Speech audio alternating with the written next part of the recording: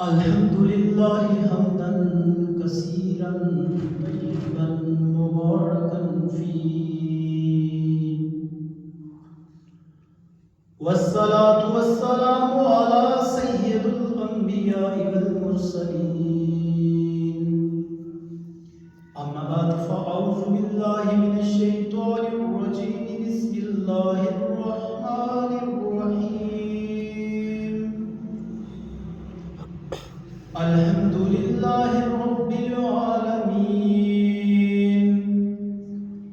وقال تبارك وتعالى في مقام آخر: وما أرسلناك إلا رحمة للعالمين. وقال تبارك وتعالى في مقام آخر: انفروا خفافا وثقالا. صدق الله العظيم وصدق الرسول النبي الأمي الكريم الأمين. إن الله وملائكته يصلون على النبي يا أيها الذين آمنوا صلوا عليه وسلموا تسليما. محبت کے ساتھ شریف پڑھیں. اللهم صل على سيدنا ومولانا محمد وعلى آل سيدنا ومولانا محمد وبارك وسلم. صل على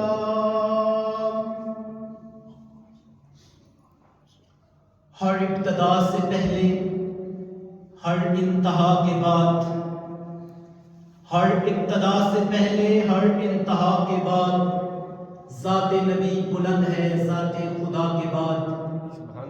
اور دنیا میں جس قدر لوگ ہیں احترام کے لائق، اور دنیا میں جس قدر لوگ ہیں احترام کے لائق، میں سب کو مانتا ہوں مگر مصطفیٰ کے بعد. سبحان اللہ.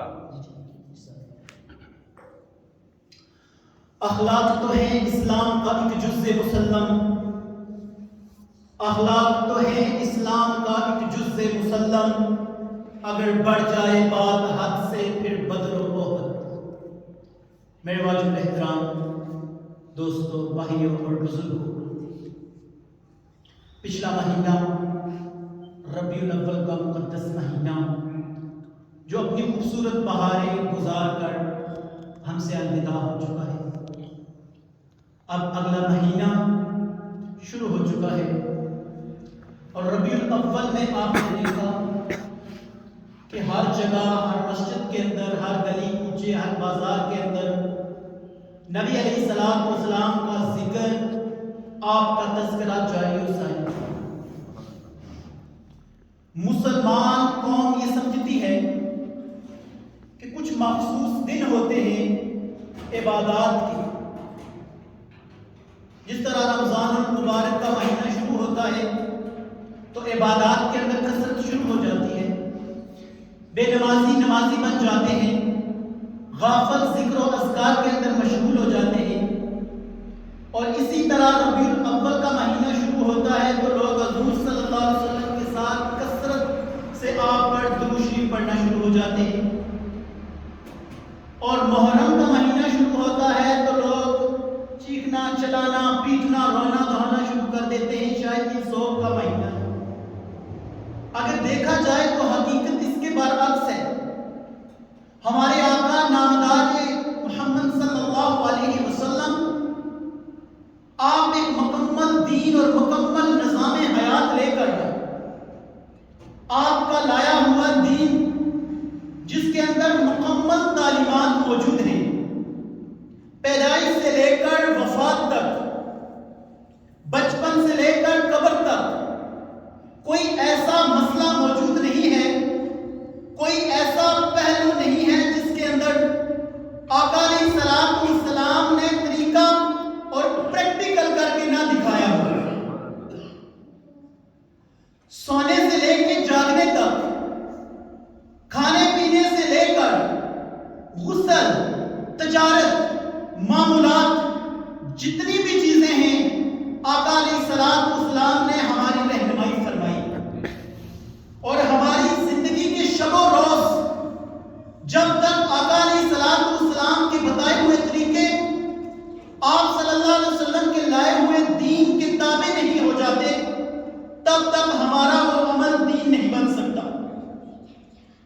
بیت الخلا سے لے کر بیت اللہ تک آقا علیہ الصلوۃ والسلام کی زندگی مکمل ہمارے لیے نمونہ ہے۔ لقد کان لکم فی رسول اللہ اسوۃ الحسنہ، حضور صلی اللہ علیہ وسلم کا جو اسوہ ہے، حضور صلی اللہ علیہ وسلم کا جو طریقہ ہے وہی حسنہ ہے، اس کے علاوہ کوئی چیز حسنہ نہیں۔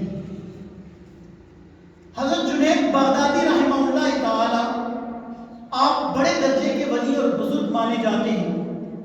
آپ فرماتے ہیں کہ اللہ رب العزت نے کامیابی والے سارے راستے بند کر دیے، کامیابی والے سارے راستے بند کر دیے ما سوائے غلامی رسول صلی اللہ علیہ وسلم والے راستے۔ ایک راستہ ہے جو کامیابی کی طرف ہے، اس کے علاوہ جتنے راستے ہیں وہ سب کے سب شیطانی راستے ہیں۔ خود حضور پاک صلی اللہ علیہ وسلم، صحابہ اکرام بیٹھے ہوئے ہیں، حضور صلی اللہ علیہ وسلم نے ایک تنکا لیا اور زمین پر ایک خط کھینچا، ایک لکیر کھینچی اور اس کے دائیں بائیں چھوٹی چھوٹی لکیریں کھینچی۔ فرمایا یہ ہے میرا راستہ جو صراط مستقیم والا راستہ ہے، اور جو چھوٹے چھوٹے راستے سائڈوں پہ نکل رہے ہیں ان میں سے ہر ایک راستے پر شیطان بیٹھا ہوا ہے۔ جب انسان صراط مستقیم سے تھوڑا سا ہٹنے کی کوشش کرتا ہے تو شیطان اس کو کچل لیتا ہے، وہ شیطان کا نوالا بن جاتا ہے، چاہے وہ عمل دکھنے میں بڑا خوبصورت ہو، اس کے اندر عبادات بھی ہوں، چاہ جائے کہ قرآن پڑھنا کتنی بڑی عبادت ہے، مگر قرآن پڑھنا اسی پر ثواب ہے جو حضور صلی اللہ علیہ وسلم کے طریقے اور آپ کی سنت کے مطابق۔ مغرب کی نماز کے فرض ہیں 3، کتنے بھائی؟ 3۔ اگر کوئی بندہ کہے کہ میں فکر ٹھیک کر لیتا ہوں، چلو 4 پڑھ لیتا ہوں، تو کیا خیال ہے اللہ کی بارگاہ میں قبول ہو جائیں گے؟ نہیں۔ چوتھی رکعت کے اندر بندہ کیا کرے گا؟ سورہ فاتحہ پڑھے گا، سورت ساتھ ملا لے گا، رکوع کرے گا، اس میں 2 سجدے زیادہ کرے گا، لیکن اللہ کے محبوب صلی اللہ علیہ وسلم کی سنت سے ہٹا، وہ 4 تک 3 کا بھی بیڑا غرق کر گیا۔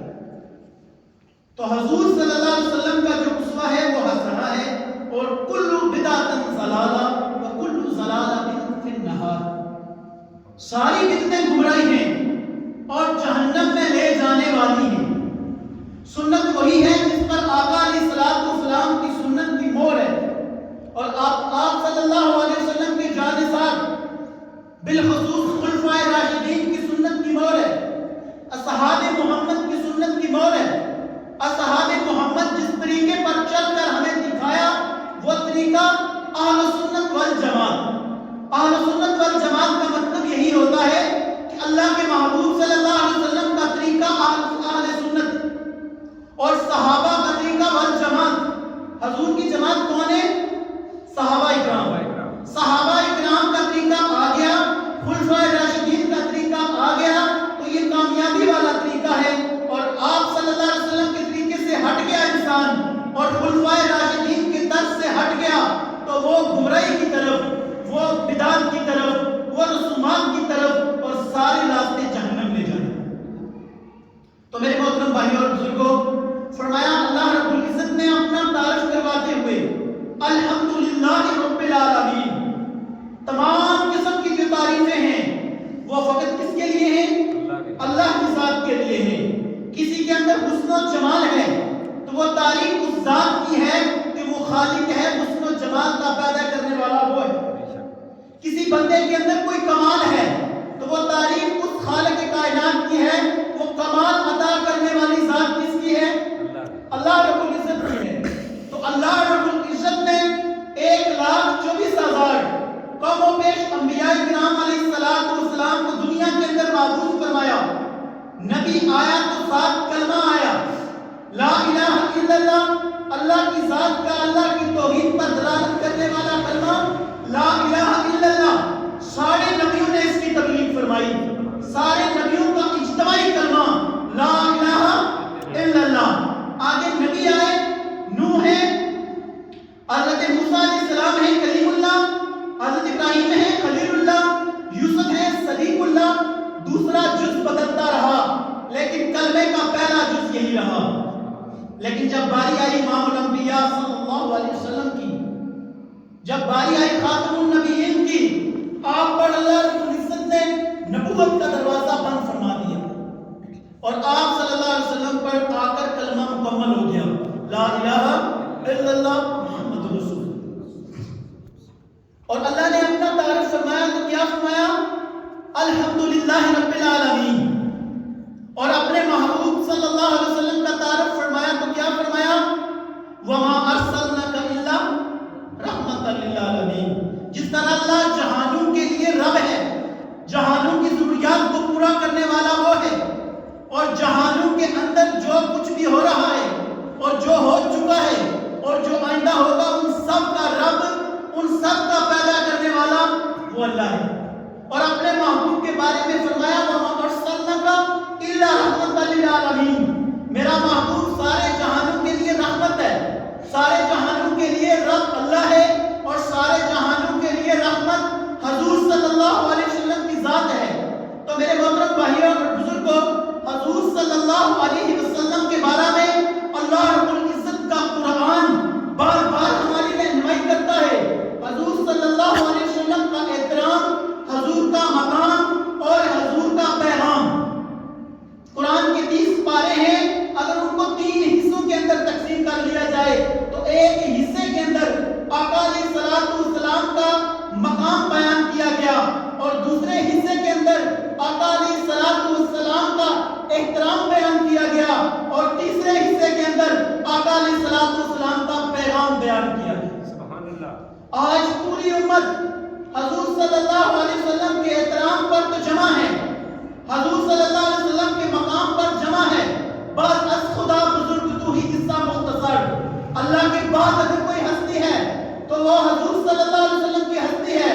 لیکن آج امت حضور صلی اللہ علیہ وسلم کے پیغام یعنی تعلیمات پیغمبر کو بھول چکی ہے. آج نہ ہمارا اٹھنا، نہ بیٹھنا، نہ کھانا، نہ پینا، نہ چلنا، نہ ہمارے اخلاقیات، نہ ہمارے معاملات حضور صلی اللہ علیہ وسلم کی سنت کے مطابق ہے. میرے بھائیوں، دعوت فکر ہے. جب ہم نے حضور صلی اللہ علیہ وسلم کی تعلیمات کو چھوڑا، جب حضور کی تعلیمات کو ترک کیا، تو آج دیکھ لے سکتے ہیں آپ، دنیا کا کفر ہمارے اوپر پوری طرح مسلط ہو چکا ہے. آج اللہ رب العزت کی طرف سے یہ امت مختلف عذاب کا شکار ہو چکی ہے. اللہ رب العزت فرماتے ہیں جب لوگ میرے حکم کو ترک کریں گے اور میرے محبوب صلی اللہ علیہ وسلم کی اداؤں، آپ کی سنتوں، آپ کے طریقے کو ترک کریں گے، تو پھر ان کے اوپر عذاب آنا شروع ہو جائیں گے. زمین برکتیں دینا بند کر دے گی، آسمانوں سے عذابات اترنا شروع ہو جائیں گے. تو پھر فرمایا ظہر الفساد فی البر والبحر بما کسبت ایدی الناس. اللہ فرماتے ہیں میں تو اپنے بندوں کے لیے بڑا کریم ہوں، میں اتنا کریم ہوں کہ میں نے اپنے بندوں کو خود پیدا کیا، اور میں اپنے بندوں کے ساتھ انتہائی کریم ہوں. یا ایھا الانسان ما غرک بربک الکریم. اللہ پکارتے ہیں کہ میرا بندہ، میں کریم رب کے علاوہ کس چیز نے تمہیں دھوکے میں ڈال دیا؟ اگر اس دنیا کے دھوکے کے اندر تم پڑے ہوئے ہو، کل من علیہا فان ویبقی وجہ ربک ذو الجلال والاکرام. سب ذات کے اوپر، سب شخصیات کے اوپر، زمین و آسمان کے اندر جتنی تخلیقات ہیں سب کے اوپر فنا ہے. ہر چیز کو فنا کر دوں گا. اگر کوئی ذات بچنے والی ہے، اگر کسی ذات کے اوپر بقا ہے، اگر کسی ذات کے اوپر دوام ہے، کسی ذات کے اوپر استقام ہے، تو وہ فقط ذات کس کی ہے؟ وہ اللہ کی ذات ہے. اللہ کی ذات کے اوپر دوام اور استقام ہے. وَيَبْقَى. تو اللہ رب العزت کیا فرماتے ہیں کہ میری ذات ہے جو ہمیشہ سے ہے، ہمیشہ رہے گی. باقی کل نفس ذائقۃ الموت، ہر نفس نے موت کا ذائقہ چکھنا ہے، ہر چیز کے اوپر فنا ہے. تو اللہ رب العزت شکوہ کرتے ہیں اپنے بندوں سے کہ میں کریم رب کے علاوہ کس چیز نے تمہیں دھوکے میں ڈال دیا. آج انسان دنیا کی دوڑ کے اندر دوڑ رہا ہے. آج ہر بندے کو دیکھ لیں، وہ یہ سوچتا ہے کہ شاید دنیا ہاتھ میں آ گئی میں کامیاب ہو جاؤں. ہر انسان اسی دوڑ کے اندر دوڑ رہا ہے. تو پروردگار عالم فرماتے ہیں کہ میرے بندوں تمہیں بیماری لگ چکی ہے. بل تؤثرون الحیاۃ الحیات الدنیا، اور وہ بیماری کیا ہے؟ تمہیں دنیا کی زندگی اچھی لگنے لگی ہے، یہ چند روزہ زندگی، یہ ختم ہونے والی زندگی، یہ تمہیں پسند آ گئی ہے، یہ تمہیں اچھی لگنے لگی ہے۔ میں کائنات بنانے والا رب، کائنات چلانے والا رب اور کائنات کے نظام کو مزین کرنے والا رب تمہیں بتا رہا ہوں، والآخرۃ خیر وابقیٰ، آخرت کی زندگی جو ہے اس کے اندر خیر ہے، اس کے اندر بقا ہے۔ تو میرے محترم بھائیوں اور بزرگوں، کیا فرمایا کہ اللہ رب العزت نے کہ جتنے فسادات اٹھ رہے ہیں، میں تو کریم ہوں، میں اپنے بندوں پر ظلم نہیں کرتا، انسان خود اپنے اوپر ظلم کرتا ہے، میں تو اپنے بندوں کے ساتھ بڑا مہربان اور کریم ہوں۔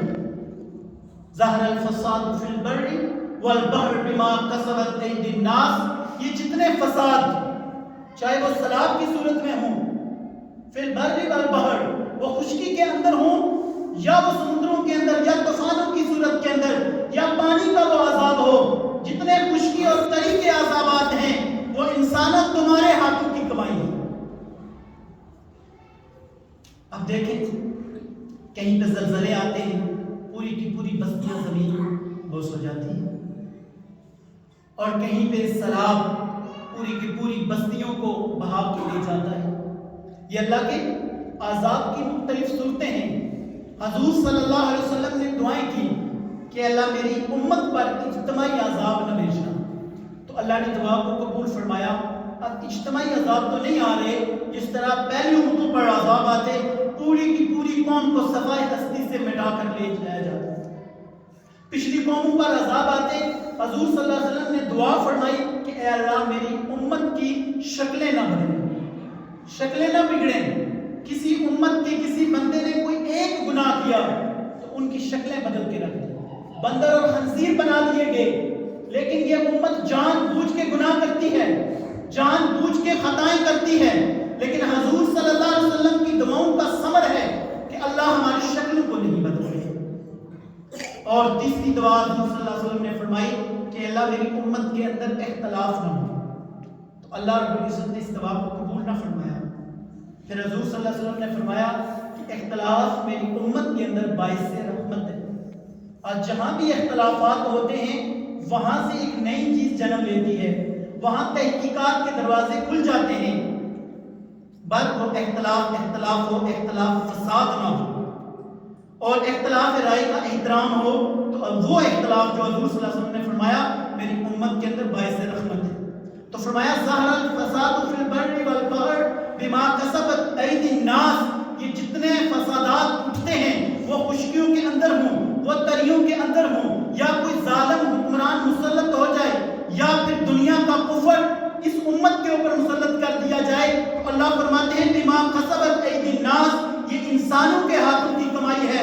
آج میرے مسلمان بھائیوں، پوری دنیا کے اندر ہم دیکھتے ہیں مسلمانوں کی کثرت ہونے کی وجہ سے پوری دنیا کے اسلامی ممالک افراتفری کا شکار ہے، ہر طرف امت مسلمہ فسادات کا شکار ہے۔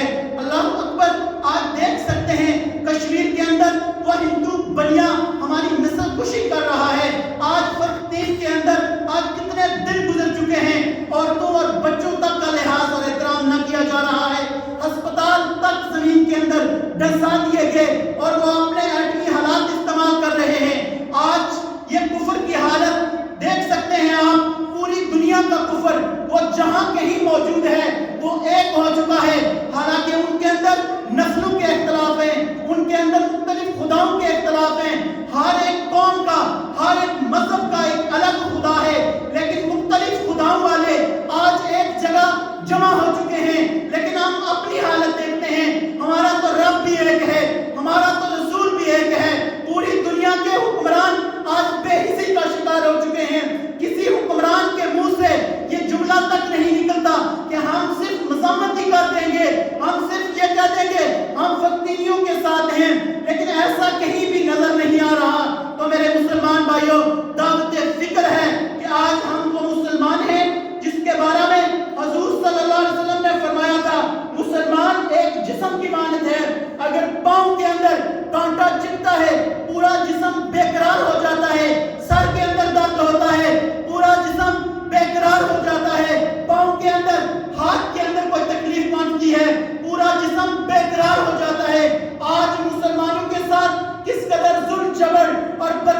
ہو رہی ہے، لیکن مسلمان دس سے مس نہیں ہو رہا، کوئی فرق نہیں پڑ رہا۔ آج ہم اپنے ایمان کا محاسبہ کریں، تنہائیوں میں بیٹھ کر ہم نے جو کلمہ پڑھا ہے وہ ٹھیک پڑھا ہے یا غلط پڑھا ہے، اس کلمے کے مطابق ہماری زندگی ہے یا نہیں ہے۔ کلمے کے اندر ہم نے اپنے رب کے ساتھ اقرار کیا ہے، اور اپنے حضور صلی اللہ علیہ وسلم کے ساتھ ہم نے کیا اقرار کیا ہے؟ کیا اس اقرار کے مطابق ہماری زندگی آپ صلی اللہ علیہ وسلم کے اسوہ حسنہ کے مطابق ہماری زندگی ہے؟ نعرہ تکبیر۔ اگر نہیں ہے تو ہمیں غور و فکر کرنا ہوگا کہ حضور صلی اللہ علیہ وسلم کے ساتھ ہم نے کلمے کے اندر اقرار کیا کہ آقا علیہ الصلوۃ والسلام ہم آپ کے اسوہ حسنہ کے مطابق، آپ کے بتائے ہوئے دین کے مطابق ہم اپنی زندگی گزاریں گے۔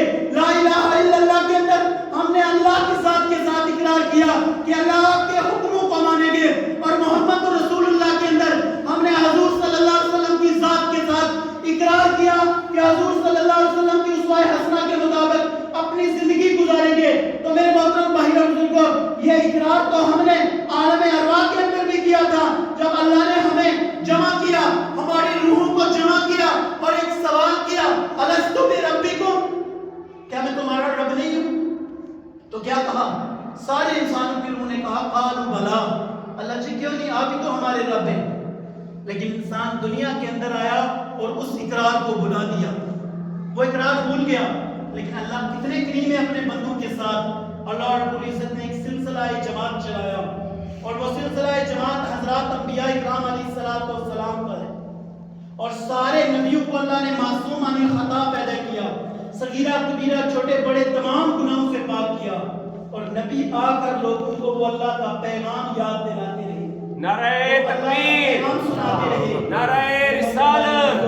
اب ہمارا یقین ہے کہ حضور صلی اللہ علیہ وسلم آخری نبی، آپ کے بعد نبی کوئی نہیں آئے گا۔ نبوت کا دروازہ بند کیا، لیکن تار نبوت کو جاری کر دیا، ہر امتی کے ذمہ لگا دیا کہ جس نے بھی حضور کا کلمہ پڑھا وہ خود بھی دین کے مطابق زندگی گزارے گا اور دوسروں کو بھی وہ پیغام سنائے گا۔ میرے محترم بھائی بزرگوں، آج ہمارا کام کیا تھا کہ ہم نے عالم کفر تک اس کلمے کو لے کے جانا تھا، لیکن بدقسمتی سے کلمے والی محنت کو چھوڑا، کفر تک پہنچانا تو درکنار، ہماری زندگیوں میں نہ وہ کلمہ موجود ہے، لیکن کلمے والی زندگی ہماری زندگی میں، اس پر استغفار کی ضرورت ہے، اور اجتماعی پوری امت اس وقت استغفار کرے تاکہ جو اللہ کے عذاب اترے ہوئے ہیں اللہ رب العزت ان عذابوں سے ہمیں محفوظ فرمائے۔ تو حضور صلی اللہ علیہ وسلم، علامہ اقبال کیا فرماتے ہیں؟ اخلاق تو ہے اسلام کا ایک جزء مسلم، اخلاق تو ہے اسلام کا ایک جزء مسلم، بڑھ جائے بات حد سے پھر بدر و احد۔ وہ نبی جو رحمت للعالمین ہیں، جو بچوں کے ساتھ شفقت کا حکم دے رہے ہیں، جو بوڑھوں کے ساتھ محبت اور اکرام کا حکم دے رہے ہیں، جو علماء اکرام کی قدر کرنے کا حکم دے رہے ہیں، مکمل نظام حیات دے رہے ہیں، لیکن جب عالم کفر دنانا شروع کرتا ہے تو پھر وہ نبی تلوار لے کر بدر کے میدان کے اندر کودتے ہیں 313 لے کر، اور جب بدر کے میدان کے اندر اترے ہیں تو اللہ رب العزت نے بھرپور فتح عطا فرمائی۔ پھر وہ نبی احد کے میدان کے اندر تلوار لے کر حضور صلی اللہ علیہ وسلم جہاں فرماتے ہیں میں ساری جہان کے لیے رحمت بنا کر بھیجا گیا ہوں، وہاں آقا علیہ السلام فرماتے ہیں لوگوں سنو کہ میں ایک جنگجو پیغمبر پیدا کیا گیا۔